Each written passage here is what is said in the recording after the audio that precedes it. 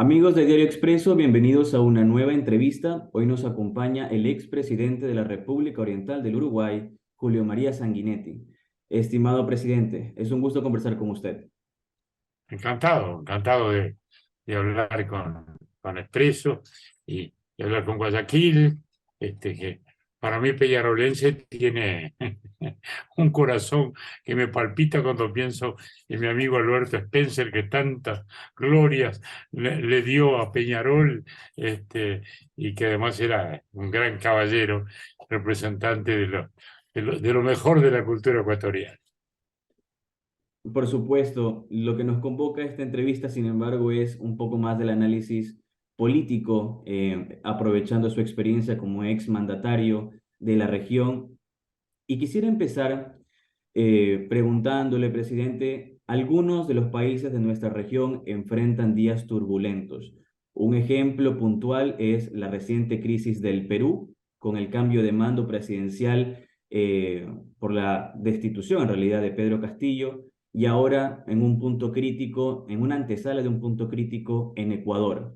Con este panorama, ¿cómo usted visualiza estos dos puntos críticos en estos países y si usted considera que podría abrir la puerta de inestabilidad democrática en la región? Nuestra América Latina está viviendo sin duda momentos complejos que se van administrando de modo diverso.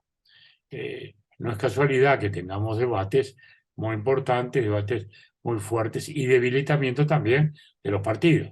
El caso peruano que usted dice es realmente muy crítico porque entró un gobierno que cambió 4 veces el gabinete en 2 meses. El presidente daba la impresión de no manejar nada, ¿no? Y culminó decretando un golpe de Estado, que vimos todos en la televisión cuando con voz temblorosa agarró un papel y decretó la disolución del Parlamento. Y sí, bueno, una cosa espantosa. La respuesta del Parlamento fue naturalmente cesarlo, pero fue un autogol, un intento de autogolpe yo diría, tan inexperto como todo lo que había hecho hasta ese momento. Porque un golpe de Estado por lo menos requiere un mínimo de organización, y ni eso había organizado bien. Desastre, un desastre.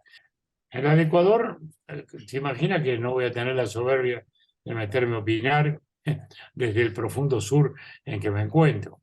Lo que uno siempre piensa es que los gobiernos electos democráticamente, en la medida en que no se hayan desbordado en la Constitución, lo deseable siempre es que terminen su mandato.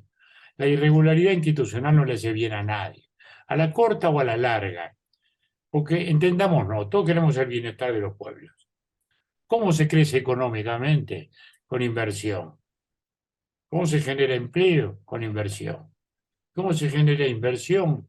Con estabilidad económica y seguridad jurídica.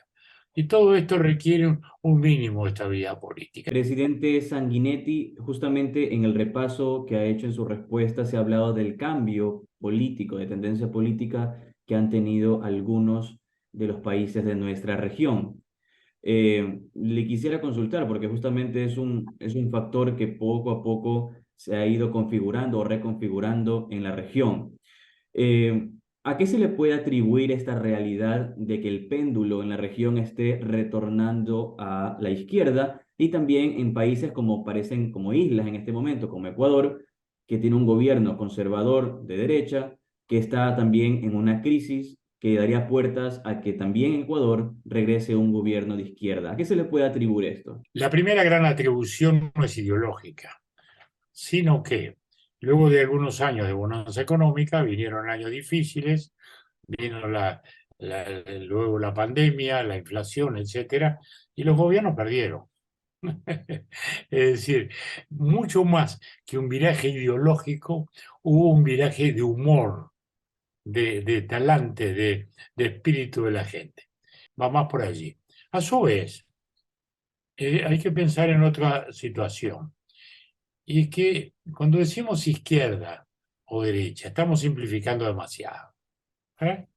Porque hoy, en términos generales, a la izquierda, uno dice Brasil, izquierda. Bueno, ¿Qué es la izquierda brasileña? Lula gobernó años, ¿no? Entonces, ¿qué es la izquierda? La reforma agraria, la expropiación de la tierra, la nacionalización del comercio exterior, la nacionalización de la banca. No, no, no es más eso. No pagamos la deuda externa. Eso era la izquierda en los años 70, 80. ¿Eh?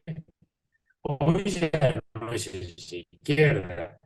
Cuando estoy hablando, por ejemplo, de la región, es una izquierda dentro de los parámetros democráticos que está dentro de las reglas de la economía de mercado. ¿Eh? O sea que se gobernará con un poco más de acento social o menos acento social, pero dentro de democracia liberal, independencia del poder, de los poderes y economía de mercado. La prueba está que a Lula lo juzgó la, la, la justicia y se respetó. Después la justicia lo liberó, se respetó también. Es decir, con esto le estoy diciendo que cuando decimos izquierda, ¿qué quiere decir izquierda? Ahora, yo diría que son matices diferenciales dentro de un espectro de una gran república de centro, que es lo que ha predominado hoy en el mundo occidental. Un poco más de acento hacia un lado, un poco más de acento hacia el otro. Pero básicamente dentro de esos parámetros. Democracia liberal, economía de mercado. Lo que sí ha habido en América Latina es lo que se ha llamado el populismo, ¿eh? Que ya no es la vieja izquierda, que ya no es el viejo socialismo. El populismo se basa básicamente en autoritarismos con liderazgos mesiánicos. ¿Eh? Es decir, normalmente el populismo es la resultancia de un voto popular, eh, que le da una legitimidad de origen, y luego un ejercicio en el cual se pierde aquella legitimidad original. No hay la misma legitimidad de ejercicio. Es decir, el que ganó una mayoría cree que la mayoría le da derecho a todo. Eso es el populismo. Ahora, sin embargo, pese a la distinción que usted hace entre lo que se debe concebir como izquierda en este momento y lo que sería populismo, que no depende de una ideología per se, digamos, en países como el mío, en Ecuador, se asocia mucho, por ejemplo, el retorno o la amenaza, incluso el propio gobierno señala de la amenaza que significa que vuelva una tendencia como la que representó Rafael Correa hablando del socialismo del siglo XXI. Y justamente marcan esa tendencia por lo rodeado que se encuentra el país referente a Perú, a Colombia, referente a Brasil y obviamente como Ecuador termina siendo esta isla pequeña donde inclusive las relaciones con Estados Unidos por ese mismo contexto se han estrechado con el Ecuador.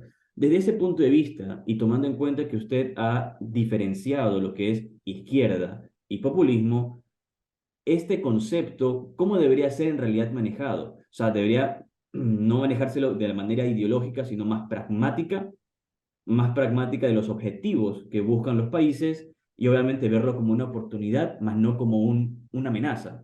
Bueno, yo diría que ya aquello del antiyanquismo no tiene hoy una vigencia muy activa, porque hoy ya la influencia de Estados Unidos en América Latina es infinitamente menor a lo que fue. Hoy tiene mucha más importancia China en otros países que la presencia económica norteamericana. El tema del socialismo del siglo XXI es una infausta expresión que acuñó el venezolano Maduro para decir que es un invento autoritario que no define nada, porque ya no es el marxismo clásico, como decimos, es un autoritarismo, y lo que importa es si vamos a respetar las constituciones democráticas o no. Eso es lo que me parece fundamental.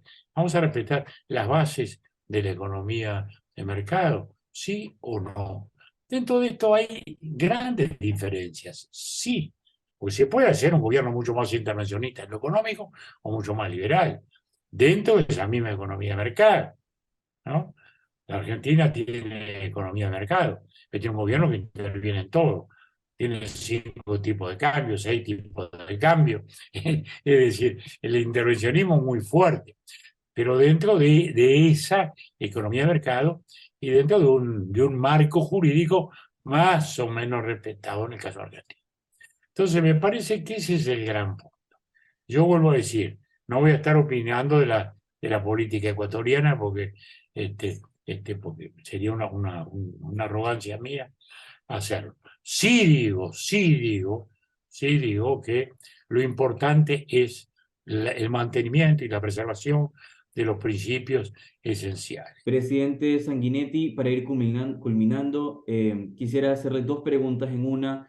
Primero, él mencionó el tema de la tradición uruguaya y eso también implica preguntar, a Uruguay, al menos desde afuera, se le ve que va bien. ¿Hay forma o cómo cree usted que ese modelo o qué características de ese modelo se podía replicar o cuáles son las características que hace el modelo uruguayo exitoso?